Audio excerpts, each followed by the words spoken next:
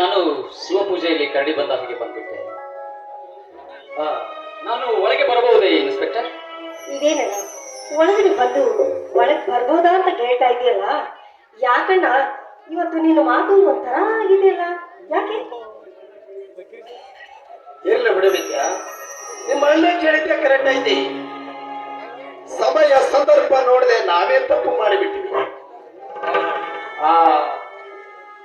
ಏನಿವತ್ತು ಸಾಹಿತಿಗಳು ಬಹಳ ವಿಶೇಷ ಐತಂತೆ ಕಾಣುತ್ತದೆ.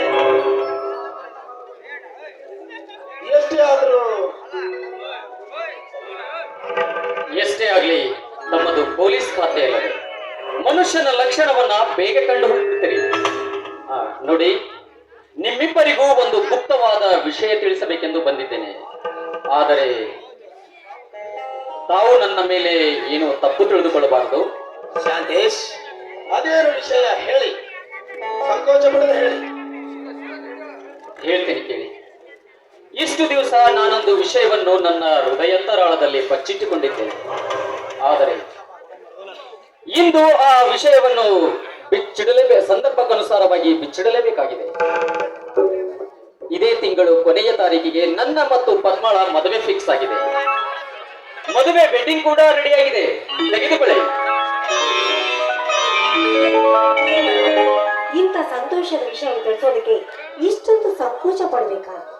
ರೋಗಿ ಬಯಸಿದ್ದು ಹಾಲುವನ್ನ, ಡಾಕ್ಟರ್ ಹೇಳಿದ್ದು ಹಾಲು. ಇವತ್ತು ನಾವೇನೇನೋ ವಿಚಾರ ಮಾಡಿರ್ತೀವೋ ನಿನ್ನ ಬಗ್ಗೆ, ಆ ವಿಚಾರ ಇವತ್ತು ಕೈಗೂಡಿತು ನೋಡು. ಶಾಂತೇಶ್, ಎಷ್ಟು ದಿವಸ ಈ ವಿಷಯವನ್ನು ನನ್ನ ಮುಂದೆ ಯಾಕೆ ಹೇಳಲಿಲ್ಲ? ಪದ್ಮ ಅಂದರೆ ಲಾಯರ್ ಲಕ್ಷ್ಮಣ್ ರಾಯರ ಮಗಳು ತಾನೆ? ಹೌದು. ನನಗೂ ಆ ಪದ್ಮಳಿಗೂ ಕಾಲೇಜಿನಲ್ಲಿ ಓದುವಾಗಲೇ ಪ್ರೀತಿ ಬೆಳೆದಿತ್ತು. ಆವಾಗಲೇ ನಾವು ಇಬ್ಬರು ಪ್ರೀತಿಸ್ತಿದ್ವಿ. ಆದರೆ ಆ ಸುಯೋಗ ಇಂದು ಕೂಡಿ ಬಂದಿದೆ. ಶಾಂತೇಶ್, ಅಂತೂ ಒಳ್ಳೆಯ ಮನೆತನದ ಹೆಣ್ಣನ್ನೇ ನೋಡಿದ್ದೀಯ.